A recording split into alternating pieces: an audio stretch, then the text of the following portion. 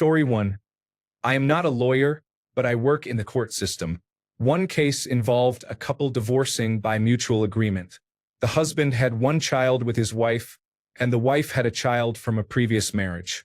He agreed to pay child support for both children even though one was not his biological child.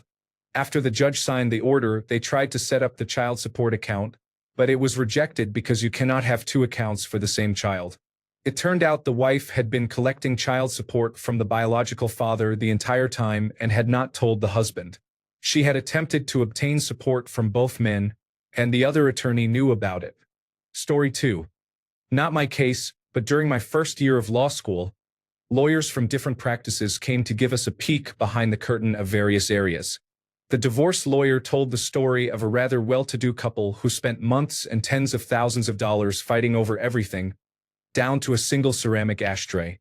He could not remember its significance, but somehow it had come from the husband's family.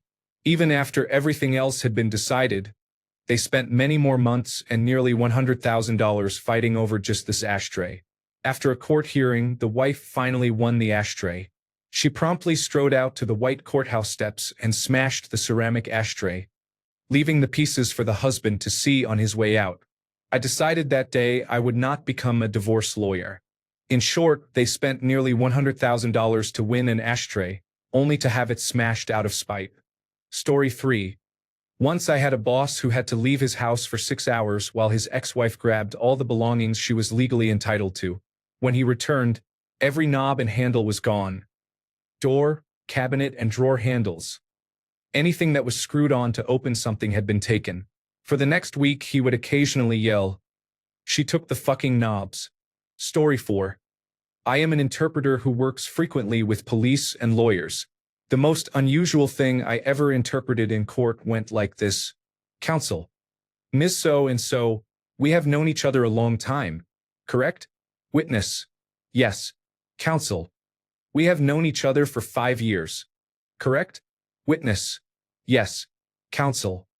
At the end of each meeting during the past 5 years, we always agreed on one thing, correct? Witness. Yes. Counsel.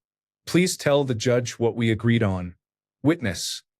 It is not acceptable to break into my ex's apartment and lick all his cutlery. Counsel. Yet here we are, Ms. So-and-so. I laughed. Story 5.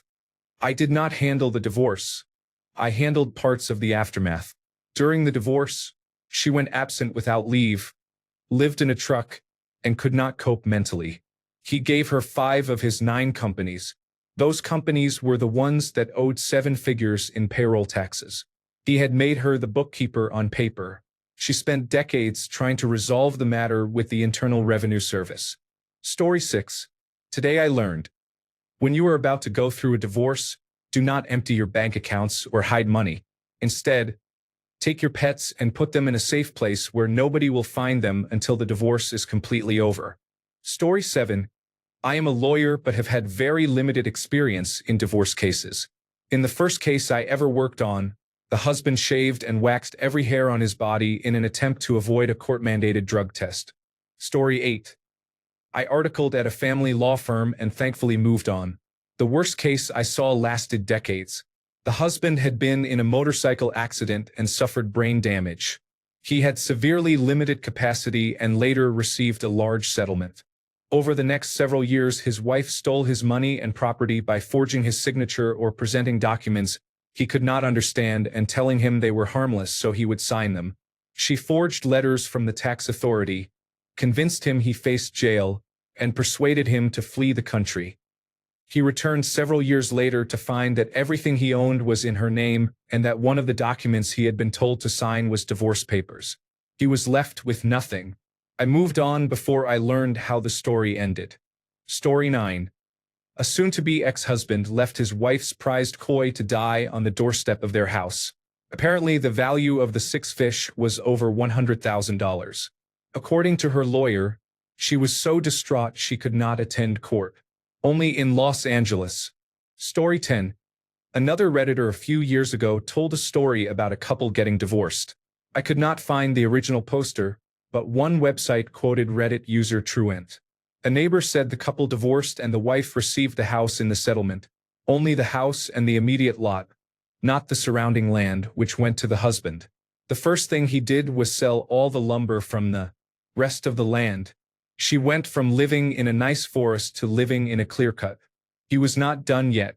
Once the trees were gone, he sold the topsoil and then the gravel beneath it. By the time he was finished, her house sat on a hill overlooking a barren landscape reminiscent of the lunar surface. This was years ago, and the place is still hideous. A Google Street View image of the house was available. Story 11. This was not my divorce. My divorce lawyer told me about a case in which both clients were so petty they had to meet to argue over every scrap of property. The final item was a generic ceramic rabbit statue from Home Depot. It had no sentimental value, but because it was the last item, neither side wanted to lose it, and they dragged the dispute over 3 separate meetings. I do not remember which side got it, but after they settled and signed the agreement, the party who received it left it on their lawyer's desk as a gift and walked out. Story 12. A friend was going through a divorce from an abusive husband. He had been texting her pictures of the gun he bought and threatening her. Police were called but said there was nothing they could do because it was only a picture. He was staying with a secret girlfriend. She agreed to let him collect his belongings from the house, but she was afraid to go inside alone, so I went with her. The first red flag was that he had changed the locks. We waited for a locksmith to open the door and change the locks again. When the door opened, we discovered all the furniture was gone. We went upstairs to look for her cats. The entire second floor was empty. No cats, no furniture, not even her clothes. It turned out he had hired a moving company to pack and take everything, even the food from the fridge. We eventually found the cats. He had taken them to another veterinary clinic and checked them into boarding under his sister's name. Thinking she would not be able to find them, he was finally forced to disclose where he had moved her possessions. They had been taken to a storage unit far from the house. Story 13. I am not a divorce lawyer, but my parents divorced about a year ago.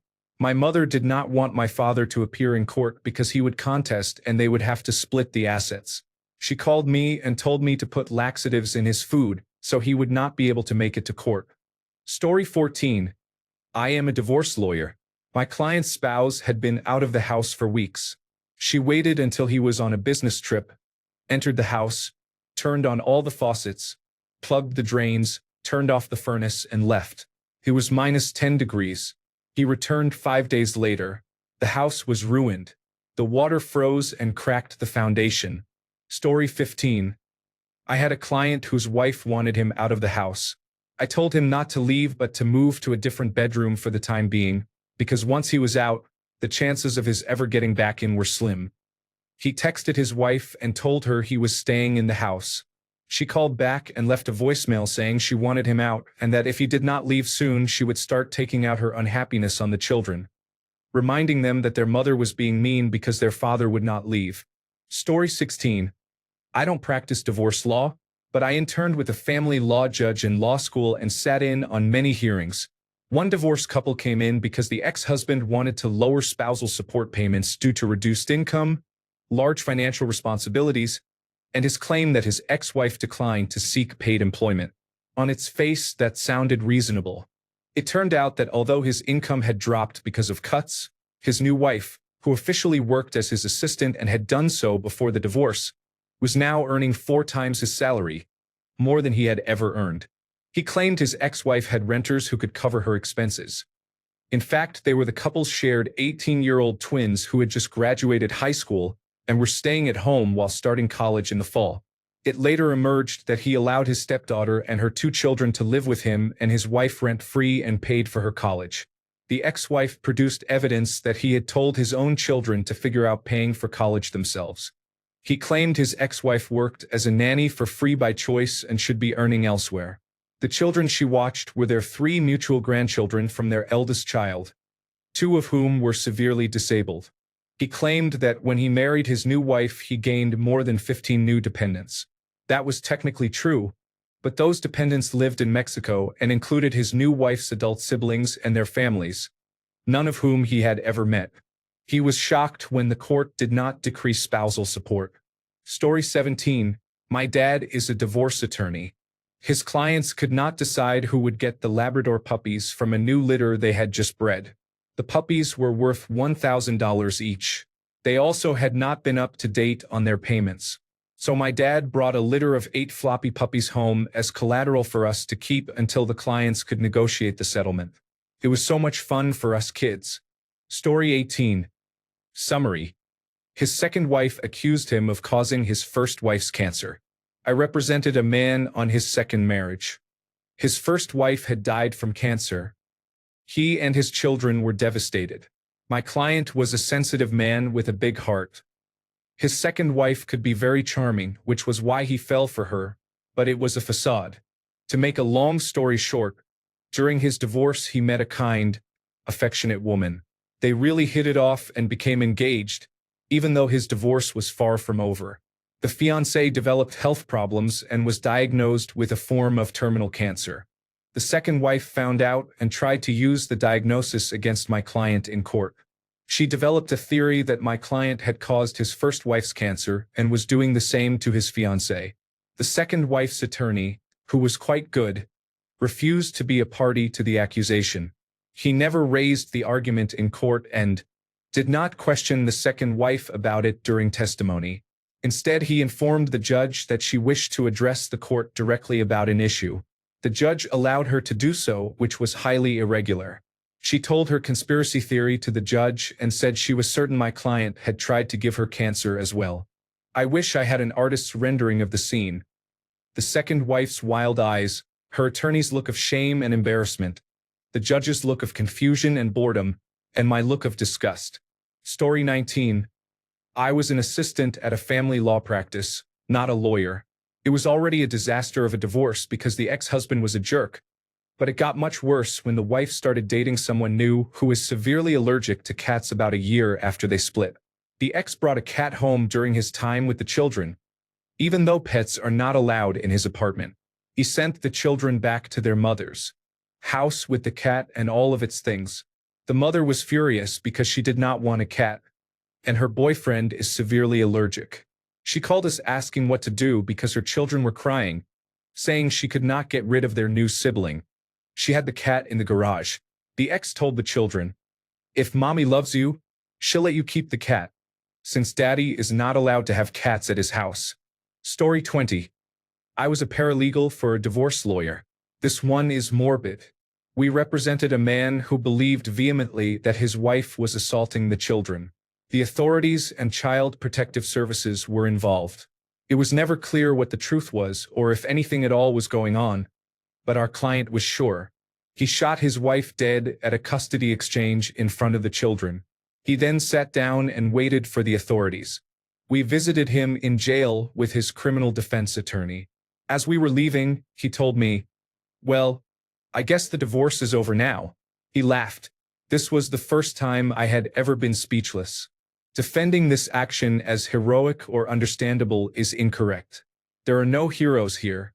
The trauma this man inflicted on the children is profoundly selfish, regardless of his intentions. There were many other options that could have been explored, many of which were being pursued when this happened. He abruptly ended all of them, making the truth forever impossible to discern. The children are in the custody of a family member. They are safe and well, although they will no doubt need extensive therapy as they get older. The man is in jail. I am unsure of his final sentence, but I doubt he will ever leave. Forensic interviews are highly confidential, and this case did not reach a hearing. However, after multiple interviews with both children and the parents, neither the police, child protective services, the guardian ad litem, nor the child advocate recommended that the mother lose custody or visitation, nor did they recommend supervised visitation. All of these matters were ongoing when the mother died. Story 21. She accused her ex-husband of sexually molesting their children, while nationally endorsed social workers supervised his contact with them. That supervision was only required because he did not have private accommodation at the time. She also described his Indian flatmates as dirty. After the false allegation of child molestation, I warned her that lying about such allegations could result in permanent loss of custody. She fired me but kept calling back under false names to obtain free advice that contradicted my counsel. and everyone she phoned immediately recognized her. That was a long time ago. I now specialize in insurance litigation, which is far less ugly. Story 22. I am a paralegal for a divorce lawyer. Our client told us he did not clear out the marital account after the parties filed. That is technically true because, while he removed $45,000, he left about $3.50 in the account. Story 23. I worked at a computer repair store as a sales technician. A man brought in a desktop and asked for Microsoft Windows to be reinstalled. I asked if he wanted me to back up his data first. He said he had everything he wanted and to just wipe the drive. I put the job in the queue, he paid, and left. I started the job about an hour later because a Windows XP installation only took about 45 minutes and was done off the network. I deleted the original partition, created a new one, and installed Microsoft Windows. About an hour after that, his wife came running and asking if we had a computer with the last name Smith. I told her we did. She showed me her identification and said her husband had brought the computer in to try to destroy proof that he was cheating and stealing money from their business. When she asked if I had wiped everything, I said I had only reinstalled Windows and had not securely wiped the drive. I called her husband and told him his wife was at the store. He asked if I had reinstalled Windows as we had discussed, and I said yes. He told me he did not care and to give her the computer because there was nothing left on it. I agreed and hung up. I told the wife that he had said I could give it to her and explained that reinstalling Windows does not remove everything. I told her I could recover her files in a couple of hours. I stayed late that night. She bought me pizza and Mountain Dew. I recovered every file he had tried to delete and made multiple copies for her. She called him from the store and read some of the email messages he had tried to delete. I was worried he might return and confront me, but nothing else came of it. Story 24. A husband and wife divorced after the husband discovered the wife was sexting other men. He fell into a deep depression. They had little money, were in debt, and owned 2 dogs. One dog had belonged to him before the marriage. He kept her. The other was about 3 years old and had been bought to keep the older 7-year-old dog company while they worked. The wife insisted that because he kept his dog, she should get the younger one. Depressed and wanting to move on, he agreed. She had the dog euthanized the next day. She did not want the dog. She wanted to hurt him. Story 25. Personal experience. Unbeknownst to me, my then-wife was having an affair. I worked many hours and did not notice. We had always dreamed of buying a house on a large local lake to retire in. We started shopping for houses and toured around a dozen. We found 2 well within our budget but would need to sell our house first. She convinced me to take out a couple of loans and get some credit cards in my name, even though most of the bills and the mortgage were in her name, so I agreed. I took on about $25,000 in loans and credit card debt to fully update our house and prepare it for the market. As soon as the work was finished, she told me she was leaving and wanted to sell the house. Story 26. This one hits close to home because it happened between my parents. We had a family friend who was a lawyer, and my parents agreed that he would represent both of them as a mediator. As the assets were being divided, my father got absolutely slammed. My mother was going to get the house, the cars, half his retirement, and a large amount of alimony, about $2,500 a month for the rest of her life. My father has a good job as a municipal employee, but that represented about 70% of his paycheck. It turned out that my mother and the family friend conspired to take advantage of my father and make it seem like that is what a divorce settlement looks like. She was going to kick back more money under the table after the dust settled. My father simply did not know how these things worked. After some convincing, he finally obtained his own lawyer and received a very fair divorce settlement. My mother still cannot understand why we do not talk to her much. Story 27. The most malicious thing I know personally involved a coworker. He was sleeping with a married woman, and ultimately her husband found out. A really ugly divorce followed. They fought over many assets, but the main point of contention was their dog, a lovely German shepherd named Orion. Eventually the husband gained custody and, in under a month, had the dog put down just to hurt her because of the affair. Edit. When I posted this, I thought the situation was a rarity and was shocked by the cruelty. After reading the responses, I am saddened by how many pets are caught in the crossfire and by the lengths people will go for petty vengeance. Story 28. I'm not a lawyer, but I work as a legal assistant for a family lawyer. The ex-husband was getting remarried. 1. His ex-wife sent him and his new fiancée a dozen black roses before their wedding. 2. His ex-wife then hired a plane to fly over the wedding, dragging a sign that read "The ex-husband likes it up the butt." You can't make this stuff up. The sad part is she was not well and had been in and out of psychiatric wards over the years. I hope she is getting the help she needs now. Story 29. My uncle's ex tried to arrange to get half of whatever my grandmother would leave him when she passes. The joke is on her. My grandmother is passing over her children. This is not out of malice. My uncle and my mother are both very well off, and she is leaving everything to my brother and me. She also tried to get sole custody of both of their children, who are in their 20s. Story 30. Not a divorce lawyer, but I worked for one. In the 1990s, a woman and her children went on vacation and returned to find that her soon-to-be ex-husband had broken into their house with his attorney, thrown a party, and microwaved the children's kitten. I believe the husband's attorney was disbarred, but that was about it. Story 31. I am attending school to be a veterinary assistant. My teacher is a veterinarian. She told us on Monday that clients had brought their animals to be euthanized so their spouses could not have them. Shaking my head. Story 32. I'm not a divorce lawyer, but my previous employer was once served with an obviously forged garnishment order from an employee's former wife that directed garnishment in an amount far exceeding his actual pay. We reported it to the police. Story 33. I am a former divorce lawyer. It is unfortunately common for one spouse to accuse the other of child molestation and domestic violence to retain full custody and obtain a restraining order to force the spouse out of the marital home. This establishes a new status quo for custody, which judges are reluctant to disrupt later. It can take months or years for the accused spouse to prove their innocence, and Child Protective Services will often find evidence where none exists if the accusing party is a skilled manipulator or actor. The result is a horrendous long-term outcome for all parties. Children can be alienated from the estranged parent when young and later may resent the accusing parent for damaging that relationship. Children often develop a range of mental health issues. It is one of the worst things a person can do to their children, all to win against a former spouse. Story 34. This is a story I read a couple of years ago. There was a super wealthy man who was a top executive at a Fortune 500 company who was getting a divorce, and it was rather nasty. He was set for life with stock, houses, and assets in many places. His ex-wife wanted everything she could get.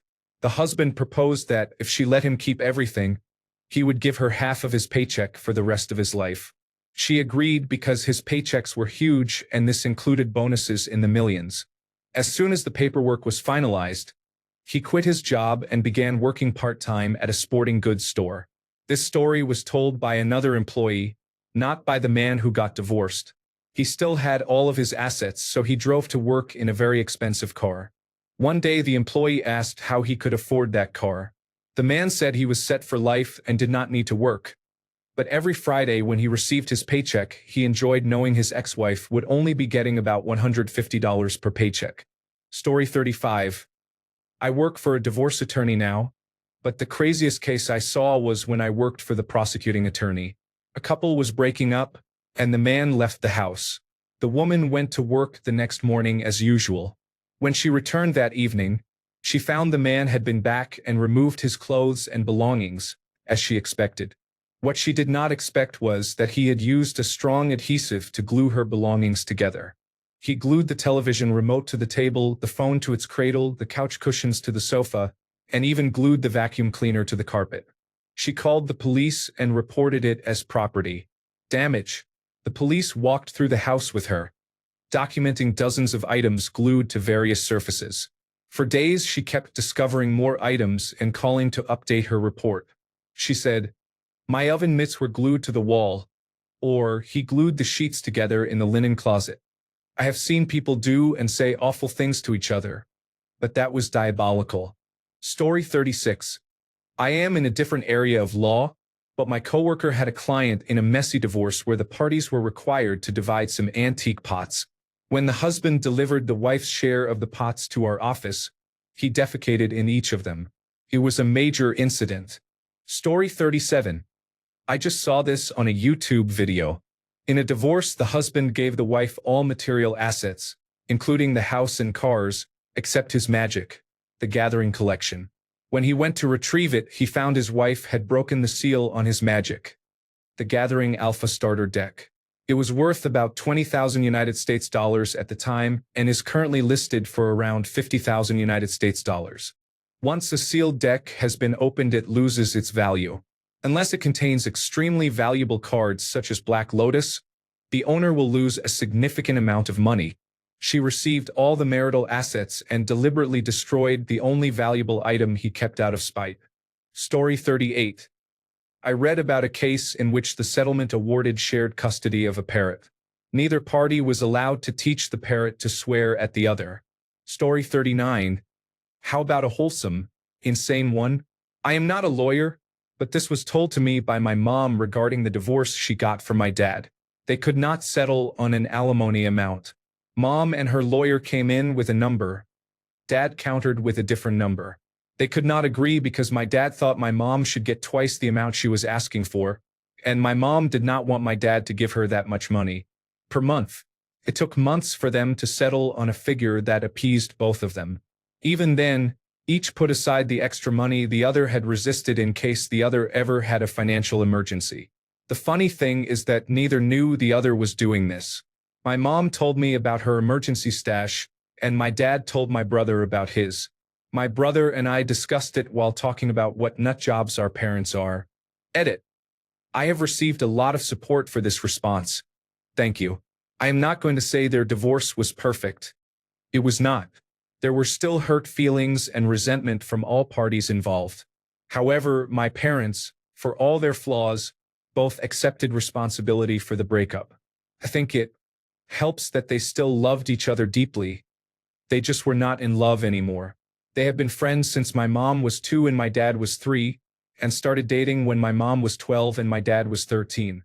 They separated at the ages of 49 and 50. It makes sense that they grew apart. I have had a few people ask why they divorced in the first place. My dad had had a girlfriend for at least 15 years, possibly longer. My mom knew, but they agreed not to divorce until my younger brother had graduated high school. My dad remarried his girlfriend. My mom has since remarried as well. All 4 of them get along famously now. The separation and divorce happened about 10 years ago. I feel very lucky to have 4 parents who care about me and who absolutely adore my own little dudes. Story 40. Not a lawyer. My partner has a friend who was going through a messy divorce. He claimed to be a gambling addict and joined Gamblers Anonymous, then went to the casino every day, taking wads of cash with him and pretending to gamble it all while secretly squirreling the money away. That way, when the divorce came and he was asked where all his money had gone, he could claim he lost it to his gambling addiction and never had to pay his wife a penny. Story 41. If your ex-spouse wants your pet and intends to harm it, and the pet is not microchipped, give the dog to a trusted friend who can microchip it to establish verified ownership. Story 42. I see a lot of unsubstantiated accusations of child abuse or molestation intended to deteriorate the relationship between the father and the children. Experts and therapists will be hired, and there will be an investigation. There will be depositions and a trial. After a year without the father being allowed to see his children and after thousands of dollars have been spent, it often emerges that nothing happened. This occurs in my practice about once or twice a year. It is very common. Story 43. I have a friend who went through a difficult divorce, and his ex-wife was extremely vengeful, despite him having done nothing wrong, such as cheating or lying.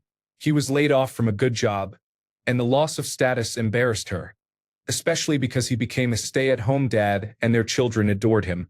This is despite the fact that she had a Master of Business Administration degree and a 6-figure job herself.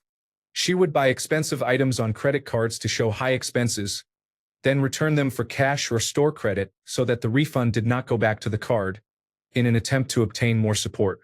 To get a job, he took one at Home Depot. He had been an engineer at a technology company. Later, he landed an information technology consulting position that was part-time but paid about what he made at Home Depot working full-time.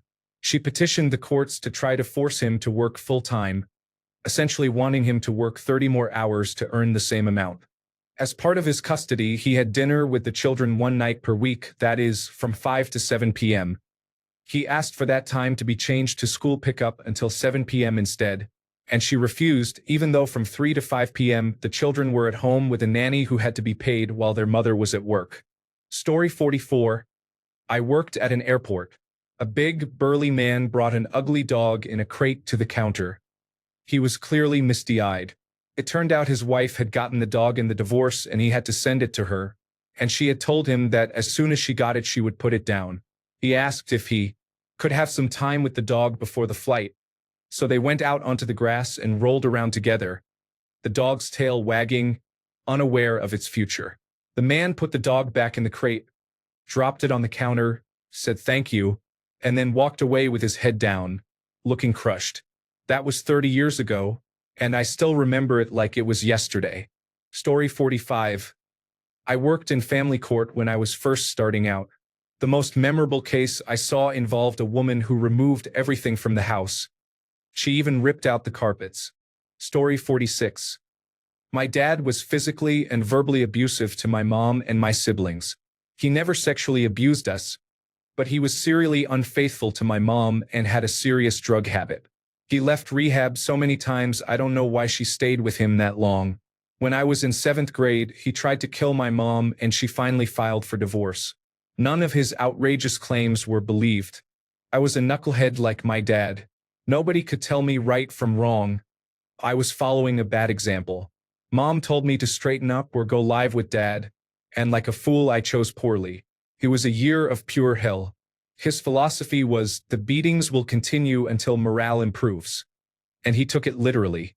He also remarried. Another drug addict right away, I suspect to make my mom jealous, but it backfired. During that year he beat me and his wife, and he put my stepbrother's face through a glass coffee table when he tried to defend her. I decided I wanted to go back to live with mom, which outraged my dad.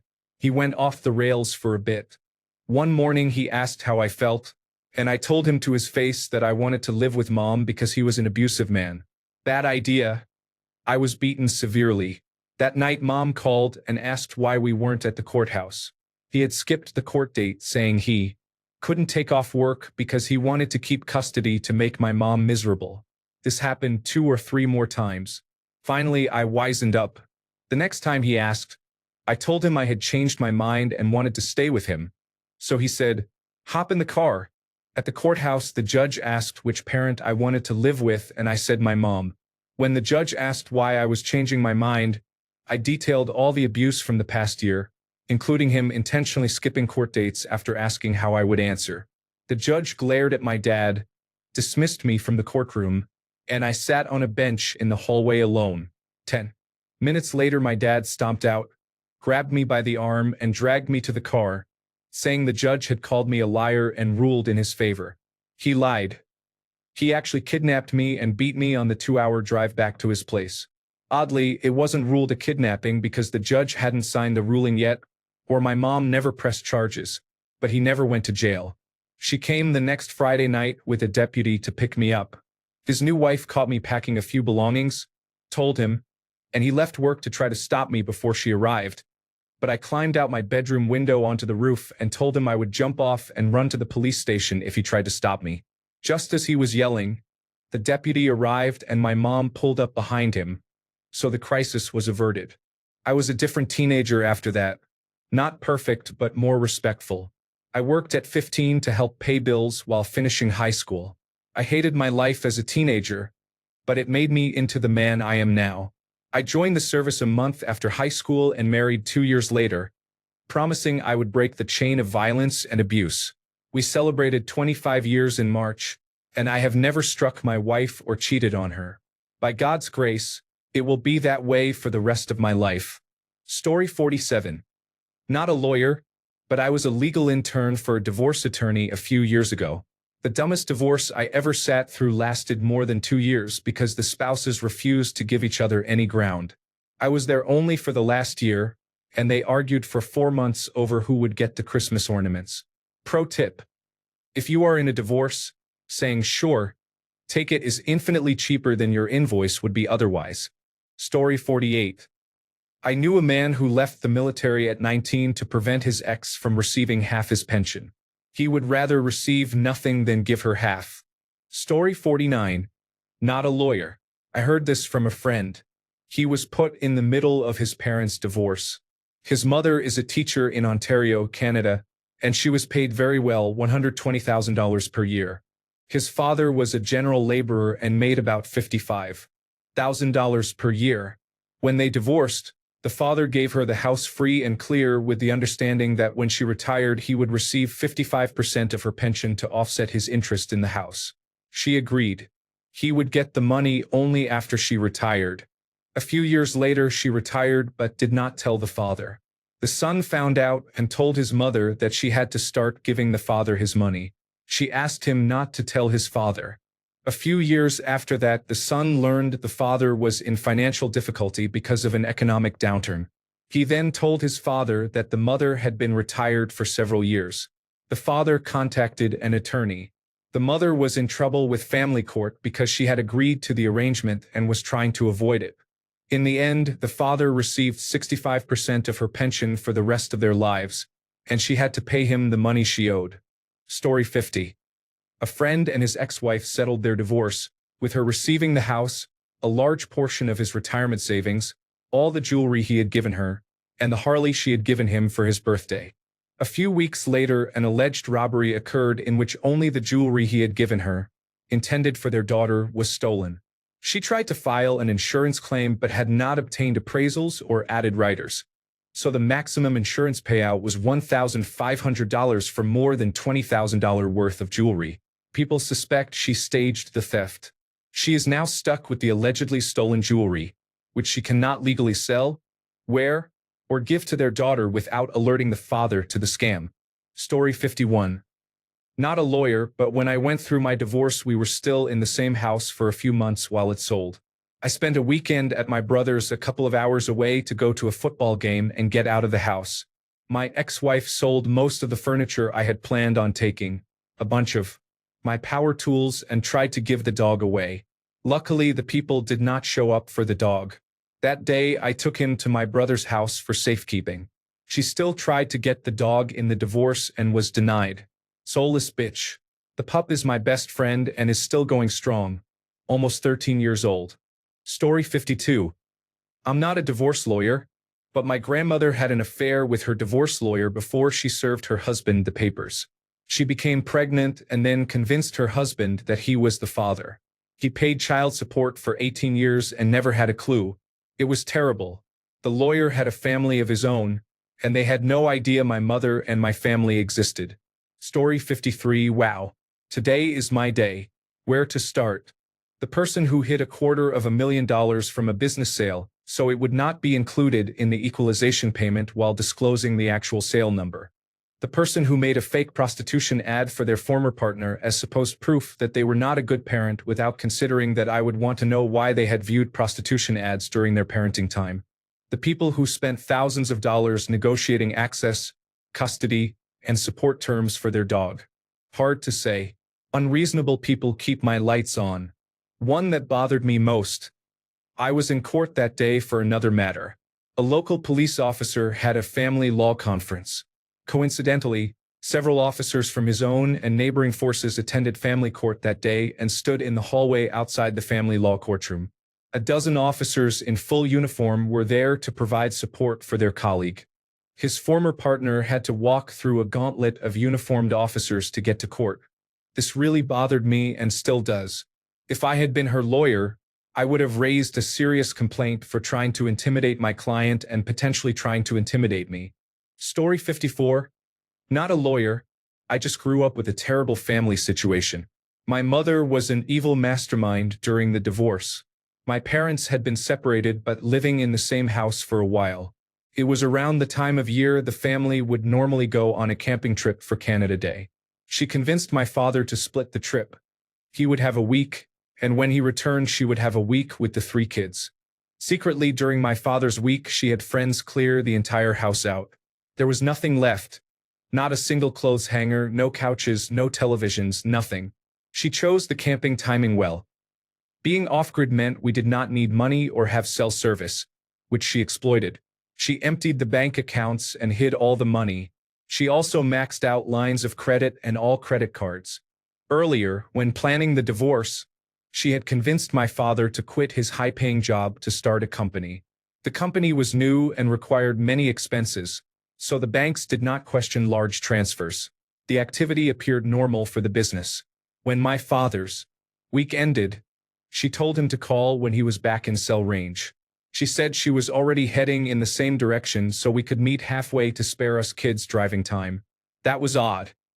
After a week of camping, we all wanted to shower and clean up, but she was adamant. We met, swapped vehicles, and my father drove home alone while we went to hide at a different location than the one she had told him. When he got home, he thought we had been robbed. He called the police and phoned family. Seeing the empty house, he broke down and did not know what to do. My mother's father came over and told him the truth. She had left and taken everything. She hid us and may have tried to take us, but that part is fuzzy to me. Eventually, it caught up with my mother. The judge was shocked at what she had done. She even tried to convince us kids that my father was abusive and had us interviewed by a police officer, apparently encouraging us to lie about him. She blew all the money on fancy trips and shopping sprees with her friends. When the judge ordered her to repay it, she fled the country. Now she lives in Australia and does not have to pay anything. Story 55. My husband's cousin is going through a nasty divorce. Recently, before the lockdown, the almost ex-wife accused him of rape and had him arrested outside the school while he was picking up their son. The charges were dropped after he proved his whereabouts at the time of the alleged rape, and her story changed repeatedly. The divorce is ongoing, and she is likely to lose custody. We are concerned she may next accuse him of abusing their son.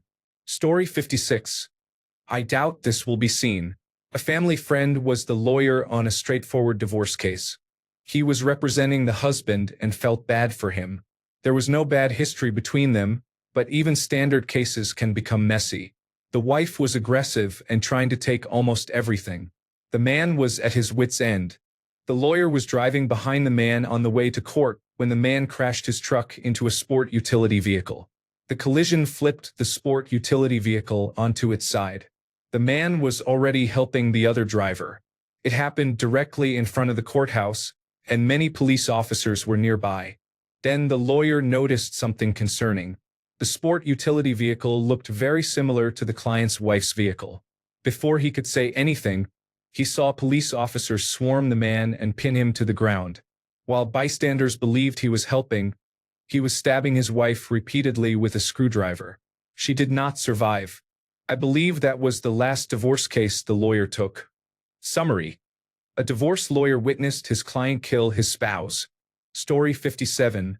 Child of a traumatic divorce here. There are so many things I could post about how terrible my parents were to each other, but this takes the cake. My parents were separated and divorcing and had split custody of my brother and me. We were 5 and 7 at the time. My dad did not have his own place yet, so when it was his turn to have us, he returned to the house he had bought and my mom was supposed to leave. One weekend they argued and it got so bad that my mom refused to leave and said she would call the police. She apparently did that often to get her way, and after growing up with her, I can attest she used it unnecessarily to control us. She left and called the police, telling them my father was dangerous and had a gun. My dad was in the army and we did have guns, but they were locked in a safe. The police took her at face value. It happened so fast. My brother and I were watching television with our dad when officers knocked at the door. My dad opened the door and was pepper sprayed without warning. He locked the door, and when the officers could not force it, they went around back and broke the sliding glass door so they could arrest him in our front yard with the neighbors watching. I did not really understand what was happening at the time, but it was traumatizing. My mom then tried to get full custody in the divorce, but thank God the judge ordered split custody. My whole childhood was miserable because they had to explain very deep, emotionally complex situations to very young children who just wanted our parents to love each other. I have never quite forgiven my mom for that. Story 58. I read about a case where a wife tried to take half of a man's business and millions in personal assets, only to find that the business had been moved into his son's name years earlier. The man had donated all their savings, millions of dollars, to a children's hospital in his soon-to-be ex-wife's name, so she could not get the money. The judge said what he did was technically legal because it was community property and no freeze had been placed on it, but morally unconscionable. The lawyer said that in his entire career he had never seen a bigger smile on a man's face. The man kept saying, "I wanted to help the children," while smiling. Story 59. I'm not a divorce lawyer, but I remember this from Reddit. A husband and wife were getting divorced. There was a classic car, a Ferrari or Jaguar or something similar, that was worth a lot of money and became a bone of contention. After several months, the husband proposed that he would let her have the car if she gave him the house. She agreed. It turned out he had been taking the car out every day and driving loops around the city for hours, putting thousands of miles on it and making it virtually worthless. Story 60. Not a lawyer, but one of my drinking buddies just went through a nasty divorce. One of the things she used against him was about $15,000 a year in bar expenses. It sounds bad, but 90% of the time they were both there, and he always paid with his card. Now he looks like an alcoholic. Thanks a bunch for sticking around till the end of the video. Remember to subscribe, and until next time, stay awesome and goodbye.